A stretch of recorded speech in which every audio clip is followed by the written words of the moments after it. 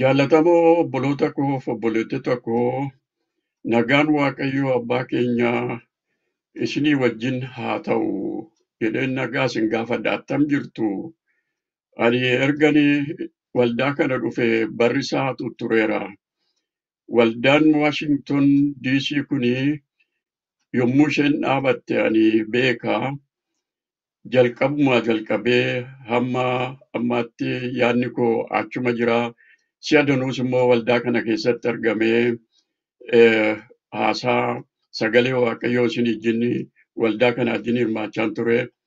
Amma garuu iddoo kana kan jirtanii dargaggoota warra haaraadha akka nama argutti. Kun immoo baay'ee na gammachiisa. Dhaloonni dhufu kuni dubbii Waaqayyoo kana duukaa bu'ee dubbii Waaqayyootiin guddachaa bal'achaa adeemuunsaa baay'ee gaariidha. Yeroon jalqabaa sanatti waldaa tokkicha duwwaatu achitti jalqabamee ergasii immoo kunoo waldoonni danuunis achi dhaabatanii wal horaa baay'achaa jirtu. Waaqayyo isin haa baay'isu, isin haa cimsu jedheen nagaa koo isinitti himuu fedha. Har'a keessatti waan ani isin arguu barbaadeef, isin wajjin haasa'uu barbaadee fi dhimma macaafa qulqulluu afaan Oromoo isinii wajjin haasa'uun barbaada. Macaafi qulqulluun afaan Oromoo attamitti nu bira akka ga'e isin hundumti keessan hin beektu. Macaafi kun utuu nu bira hin ga'inis immoo sabni keenya attamitti akka jiraachaa ture caaffata kan jedhamu raawwatee akka inni hin beekne hin beektu. Tariin keessan dubbiftaniis argitaniittu. Macaafa kana kan nu biraan ga'ee namoota ofii isaaniitti gurguramanii, reebamanii, butamanii, gurguramanii, bilisoomanii, birmaduu ta'anii wangeelli kuni isaan birmadeesse isaan akkasiitu deebi'ee immoo nu biraan ga'e. Nama kana hin beektu. Namni kuni tokko isaan keessaa yoo fudhanne isa caalaa Oneesimoos Nasib abbaa gammachiis isa sabii keenyattiin jedhu kana.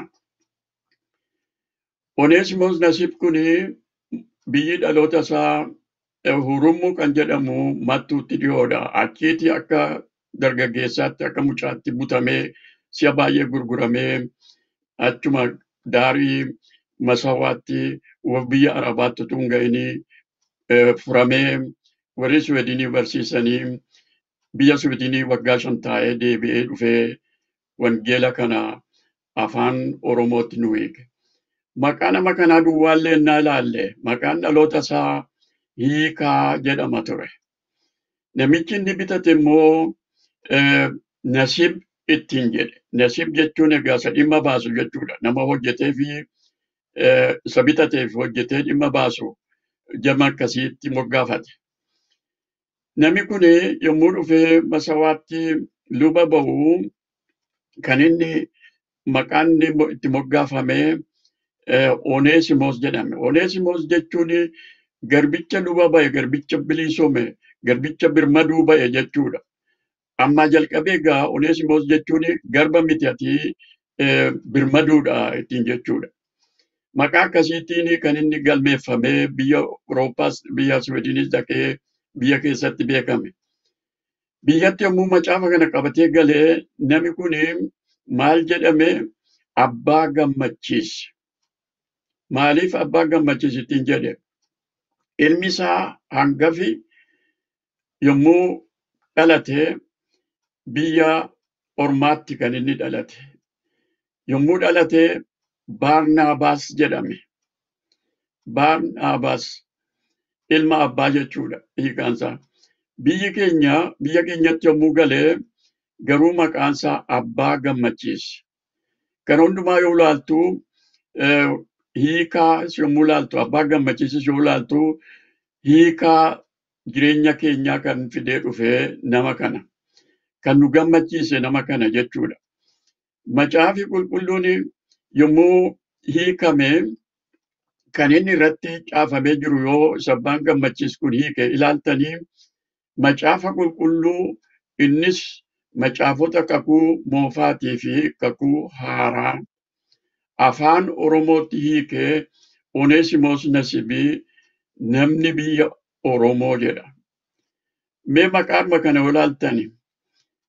Kakuu haaraaf kakuu moofaa afaan Oromootti hiike. Afaan Oromoo jira jechuudha gaa.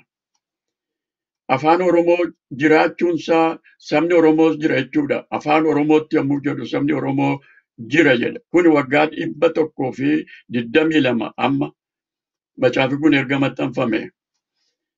Oneesimoos Nasibii nama biyya Oromoo yommuu jedhu Oromoon yeroo sana biyya qaba jechuudha. Biyya Oromoo keessa waan tokko hin jiru. Amantiin Islaamaas amantiin warra Ortodoksiis lixiin ture yeroo sana. Kanaaf nama biyya Oromoo jedha. Har'a akkas jettee dubbachuu hin dandeessaati. Hin dandeessuus nama biyya Oromoof jechuun maal jechuudha? Biyya qabna jechuudha. Afaan Oromoo jechuun afaan qabna jechuudha. Egaa kuni rakkina guddaa akka itti fidee seenaan isaa hin hima. Seenaa Oneesimoos yoo dubbiftaniitu ta'ee waan xinnoo ishee kanan caafee hin argitu warri afaan Oromootiin wangeela lallabuu jalqabanii hammeeffamanii himatamanii hamma Finfinneetti ol fidamanii achitti arrabi isaanii keessaa hacitu yookiin afannifaman jedhee abuun Maatewos biyya Gibxiitii biyya Misirii kan dhufe itti faradee ture. Sababii maaliitiif afaan Oromootiin waan wangeela lallabaniif waan kan biraa miti. Rakkina akkasii keessa ture. Manni abbaa gammachiis irratti gubatee ture. Ari'atamee ture biyya iddoo jiruutii ba'ee dhokatee ture. Wangeela kana garuu gadhiisuu hin dandeenye. Dhiisi yommuu ittiin jedhan hojii sii kennina yommuu jedhanii hojii kan biraa fudhachuu hin dandeenye. Kanaaf jireenya isaa kennee si'a baay'eetutu kanaaf marmaaruutu rakkatu wangeelli kun nu biratti hafe. Egaa afaan Oromootti hiikeessa jedhamu kana hubadhaa. Biyyi nama biyya Oromoo jedhu kanas akka hubattaniifanii kana maqaa dha'uu barbaade. Egaa macaafi qulqulluun kun afaan Oromootti biyya Switzerland ganda Kirshoonaa kan jedhamutti maxxanfame. Yommuu macaafi kun maxxanfame gammachuu guddaatu abbaa gammachiisitti dhaga'amee kan inni dubbate yoo dhageessanii tarii isin gargaara jedheeni yaada. Waaqayyo amma badhaadhummaa guddaa kan homti nu harkaa fudhachuu hin dandeenye saba Oromootiif kenneeraa jedhe. Badhaadhummaan kun maalinni? Horii yoo qabaatte namni sirraa fudhachuu hin danda'a. Mana yoo qabaattes gubachuus baduus hin danda'a. Waan ati qabdu qabeenyi kee namni saamuu hin danda'a. Badhaadhummaan abbaan gammachiis jedhu macaafa qulqulluu kana Waaqayyotu kenneefii jedha. Afaan Oromootti hiike yommuu jedhu macaafi qulqulluun kun hidhamee ture jechuudha. Biyyi Itoophiyaadhaa yeroo sana biyya kiristaanaa jedhamee biyya Awurooppaatti beekama ture. Kiristaanummaan garuu aadaa tokko keessaa saba tokko keessaa gadi ba'ee sabatti hin himamne. Sabni Oromoo kan hin dhageenye, saboonni kan biraas kan hin dhageenye hin beekne. Hiike yommuu jedhu hidhamee jiru. Akkasuma dallaatti naannessanii akka namni gara keenyatti hin dabarre kan godhanii jiranii hiikee biyya keenyatti dabarse. Kennaan inni jedhu kennaa guddaan kun egaanii isanni hiikee nutti dabarse kana jechuudha. Inni hiikee nutti dabarse kuni ergaa jireenyaa of keessaa qaba. Ergaa jireenyaa namoonni keenyaa nutti hima. Eenyummaa keenya kanaan barre nama ta'uu keenya, Oromoo ta'uu keenya, biyya qabaachuu keenya kanaan barre. Kanaachi namni keenya utuu kanan qabu ta'eetii of hin beeku ture. Of baruun immoo dubbii cimaadha. Waan hundumaa keessatti of baruu kan jedhamu yoo hubanne of nu barsiise gaanii abbaan gammachiisii badhaadhummaan kun harka Oromoo keessa erga lixeetii saba kan biraafis akkasuma dabarsuu hin danda'u.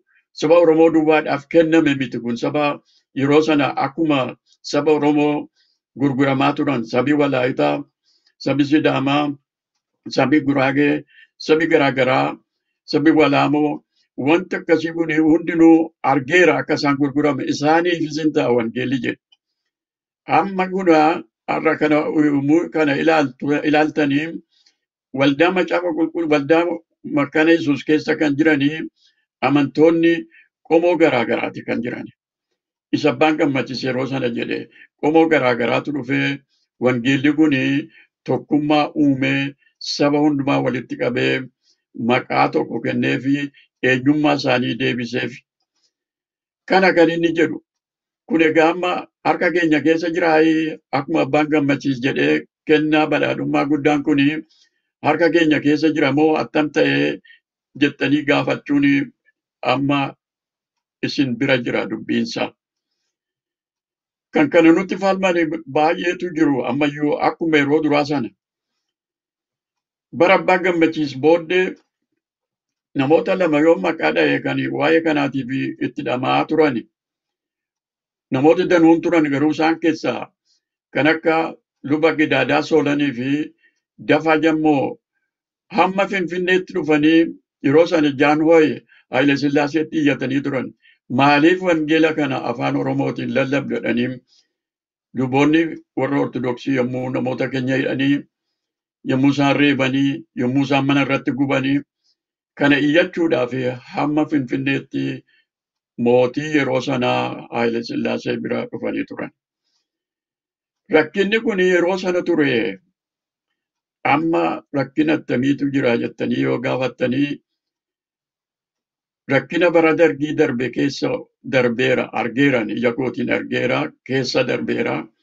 Namoota keenya meeqa akka isaan hidhamanii hin beektu akka isaan reebaman hin beektu. Manni keenya kan Miraab Sinodoosii yeroo sana Western Synods kan jennu keessatti yommuu hojjechaa ture waldoota 357 keessaa 355 cufamanii turan. Hojjetoonni hidhamanii turan Naqamteetti iddoo garaagaraatti dargaggoonni hidhamanii turan. Namoonni waanuma amananii fi waanuma afaan Oromootiin dubbatanii fi itti gaafatama kana kan qaban hundinuu hidhamanii rakkatanii doorsifamanii turan. Kunis anarras ga'eera. Kana hundumaa keessa dabarree har'a yommuu harki keenya hiikamee afaan keenya hiikamee dubbachuus dandeenyee hojjechuus dandeenyu maal gochuutu ta'a yommuu jennu jira rakkinni jennee wal gaafachuun baay'ee barbaachisaadha. Eeyyee rakkinni jira amma immoo ari'atamuu isa dhokataatu jira. Macaafa qulqulluu kana nurkaa baasuudhaaf humni jabaan ka'ee jira. Humni jabaan ka'e kun alaa dhufe miti waldaadhuma keessa jira.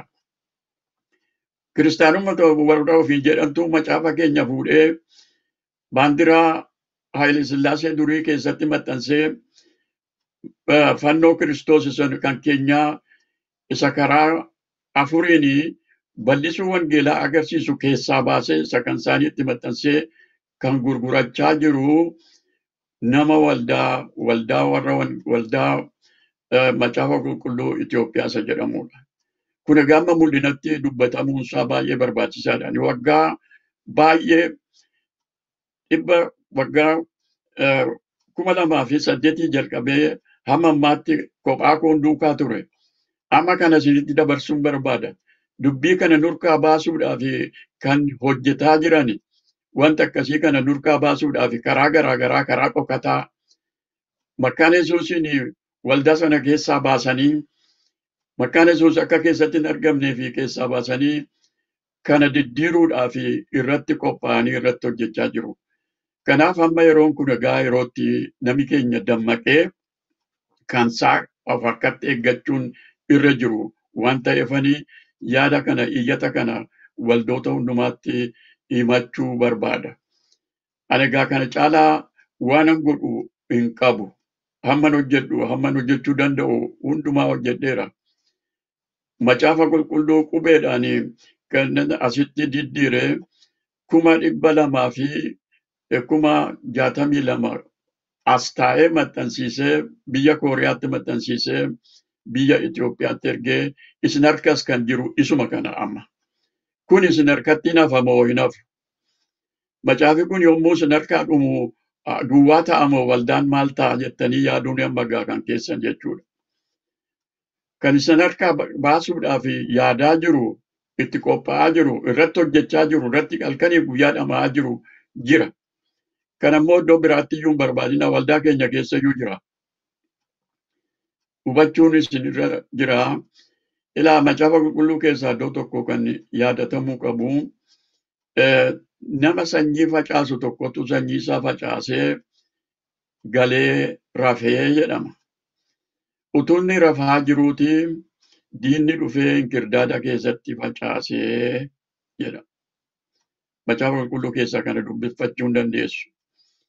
Utuu nuyi rafaa jirru kun harkaa baanaan waan qabannee ittiin sochoonu hin qabnu. Macaafa qulqulluu malee waldaan jiraachuu hin dandeessu. Akkuma namni irbaata utuu hin argatiin, utuu hin nyaatiin, utuu hin dhugin jiraachuu hin dandeenye waldaan kiristaanaas waldaa kiristaanamaa jedhamuu kan isheen dandeessu macaafi qulqulluun soorri lubbuu keenyaa yoo keessa jiraatedha. Badhaadhummaan abbaan gammachiis jedhe isa kana. Badhaadhummaa namni tokkollee harkaa fudhachuu, homti nu harkaa fudhachuu hin dandeenye. Isa yaada keenya keessa lixee yeroo rakkinaattis nu dhaabee yeroo waan tokko nutti dhufu sodaa malee birmadummaadhaan kana keessa dabarru kan nu godhe isa kana. Isa kana of harkatti deeffachuun eeggachuun barbaachisaadha. Caaffanni qulqullaa'an hundinuu geggeessaa hafuura waaqayyootiin caafame. Barsiisuuf,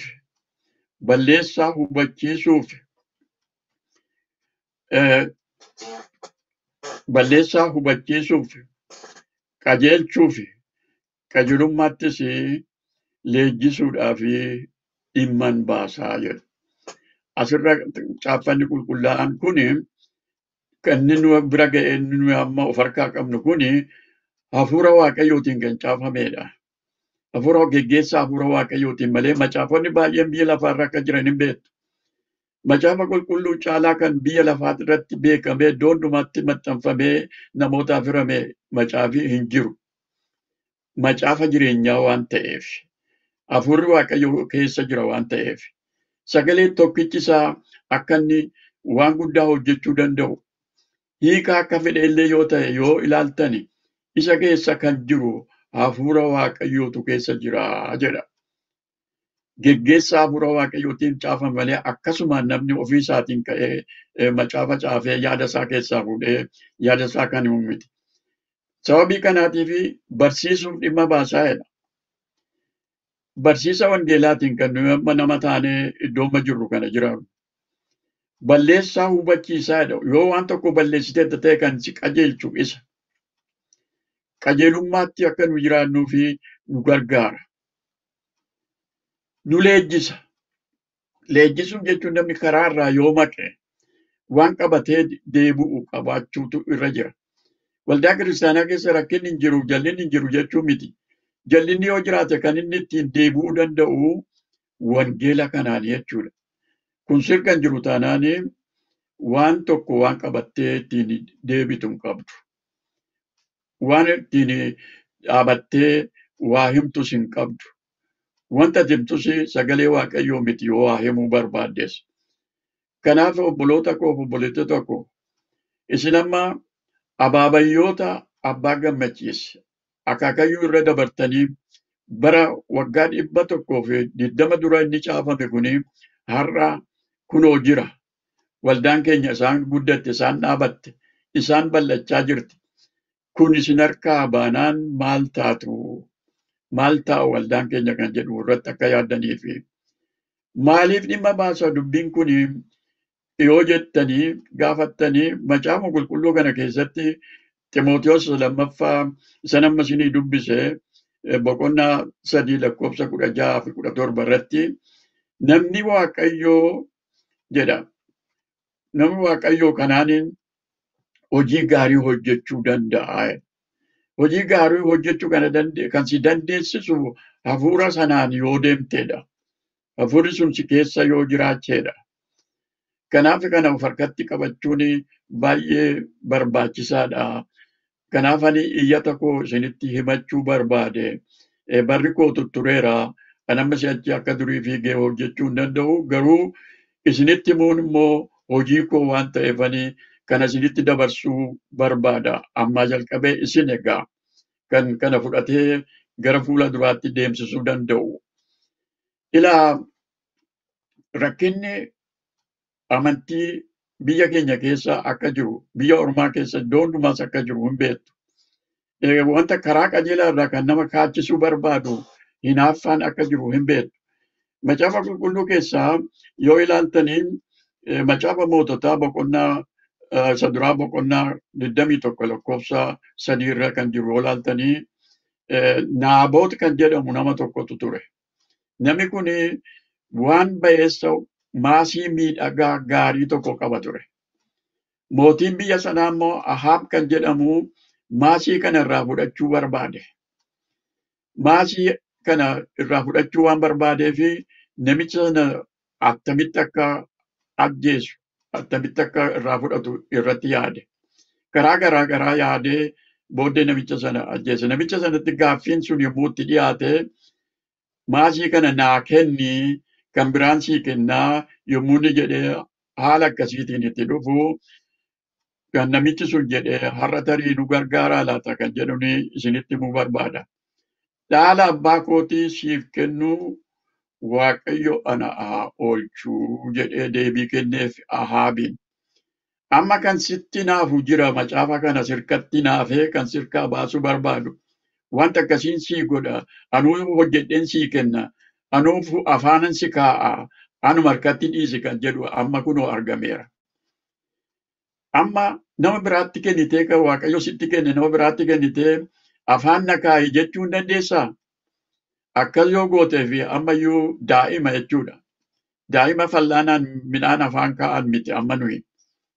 Warra ija banatee, warra waa hubachuu danda'u, warra waa gochuu danda'u. Isa kana kan nu dandeessisu namni Waaqayyoo waa gochuudhaaf kan danda'u, hojii gaarii hojjechuudhaaf kan danda'u ta'uu qaba. Kana kan nu dandeessisu macaafa sana jechuudha. Kanaaf fallaanaan namni afaan nu kaa'e afaan akka nu kaa'u eeguu hin dandeenyu jechuudha. Jechi tokko jira afaan Oromootti yaadattu ta'a. Namni afaan kaa'aa baree yommuu kabaluuf jedhan iyyuu afaan banaa jedhama. Namoonni keenya kan namni kennuuf kana kan barani harka namaa keessaa waa kan eeggatan ammayyuu akka jiranii beekaa. Namni afaan yoo isaan kaa'e malee ittiin tolu. Yommuu akka kabalaman iyyuu hin beekan kanaan. Kanaaf amma si'achi egaa namni nu kabaluu hin danda'u. Namni afaan nu kaa'uu hin danda'u. Harka keenyaan fudhannee nyaanna. Afaan keenyaan dubbanna. Ija keenyaan argina. Sammuu keenyaan yaanna. Kanaaf dhaala abbaa kootii siif kennuu Waaqayyo ana haa oolchuu jennee dubbachuu dandeenya. Gorsa Phaawulos waldaa warra Galaatiyaatiif kenne tokko isiniif dubbisuun barbaada. Gorsi kun isin gargaara, hunduma keenya gargaara jedheen yaada. Galaatiyaa boqonnaa 5 lakkoofsa 1 irratti waldaa Galaatiyaatiif Phaawulos ergaa inni caafe tokko yommuu dubbifattanii akkas jedha. Birmadummaatti akka nuyi jiraannuu fi Kiristoos birmaduu nu baasee jedha. Kanaaf itti jabaadhaa dhaabadhaa. Deebitaniis waanjoo garbummaa jalatti hin qabaminaa. Maaliif akkasittiin jedha birmadummaatti akka nuyi jiraannuuf Kiristoos birmaduu nu baase. Birmadummaa jechuun namni tokkoyyuu sirratti gooftummaa hin qabu. Homti tokkoyyuu sirratti gooftummaa hin qabu jechuudha. Hafuura kee irratti, yaada kee irratti, hojii kee irratti gooftummaa hin qabu. Ati kan Waaqayyoo taatetta Waaqayyootu si simate. Gooftaa Yesuus Kiristoos erga si simate Waaqayyo erga kan kooti siin jedhee kan nama biraa ta'uu hin dandeessu. Kan waan biraa ta'uu hin dandeessu. Akkasitti akka jiraannuuf Kiristoos birmaduu nu baase. Kanaaf itti jabaadhaa dhaabadhaa. Maaliif? Namoota tokkotu ture. Phaawulos wangeela erga biyya Galaatiyaatti dhaqee lallabee isaanis kiristaana ta'anii booddee jarreen tokko dhaqanii akka seera Yihuudootaatti yoo dhanna qabattan malee yoo seera Yihuudootaa fudhattan malee kiristaana ta'uu hin dandeessaniitti jedhan. Phaawulos isa kana kan inni itti himu. Lakkiidha. Isa kana mitiidha. Birmadummaatti jiraadhaa. Kanaaf birmaduu nu baase kanatti akka jiraannuufi. Isatti jabaadhaa dhaabadha. Deebitanii waanjoo garbummaa jalatti of hin qabsiisinaa jedha. Hin qabamina kana jalattidha. Amma egaa kiyyoon nama keenya dura kaa'amee jiru waanjoo isa durii sana irra kaa'uudha. Karaa polotikaa akkuma beektan, karaa waldaa kiristaanaa immoo kan dhufaa jiru waanjoo isa durii sana sirra kaa'anii waanjoo isa durii sanaanii garbummaa isa duriitti si deebisuu isa barbaadan nu deebisuu kan barbaadantu jiru. Kana dagachuun irraanfachuun nurra hin jiru. Kana hubachuu nu barbaachisa. Kanaaf kananii ergaa gabaabaa kanaa isiniin ga'uu barbaade. Ergaan isiniin ga'e kanaa hundumti keessan akka simattan nan amanaa. Namoota biraattis akka himtan nan amanaa. Caaffataan kanan erges immoo bal'iftanii namootatti himtanii hubattanii kuni kan kooti ammaa jalqabe kan kooti jechuu danda'uu isin barbaachisa. Kan kooti namni hin jedhin Kiristoos naaf kenne kennaa guddaa kana badhaadhummaa guddaa kun kan kooti utuu hin jedhin kana duukaa bu'uu hin dandeessan. Kana duukaa immoo hin buutu yoo kan kooti jettanii. Dhaalli kun dhaala Waaqayyoo nutti dabarseedha jettanii yoo fudhattan dhaala abbaa keenyaa dhaala Akaakayyuu abaabayyuu keenyaa abbaa gammachiis Oneesimoos Nasiib Asteer Gannoo Salbaan Liidiyaa Dimboo Garbaa akkasuma Feebeen Hirphee Abbaa Magaal dubartoota keessaa isaan kana sadanii dubartootatti fidanii kan himani. Isaan kana kan nutti kenne. Isa isaan nutti kennan kana qabachuun, eeggachuun, akeekkannee ofii keenyaan dhimma itti baanee ofii keenyaan ittiin jiraannee saba kan biraatti dabarsuun itti gaafatama nutti kennameedha. Itti gaafatama kana jabeessinee akka hubannuu fi dammaqinaan akka duukaa buunuu fi Waaqayyo nu gargaaru, Waaqayyo sinaa eebbisu, sinaa eegu, Waaqayyo fuula isaa isiniif haa ibsu, isinitti araaramu, Waaqayyo fuula isaa gara keessanitti haa deebisu, nagaas isiniif haa kennu, maqaa Abbaatti kan Ilmaatti kan Hafuura Qulqulluuttis. Ameen.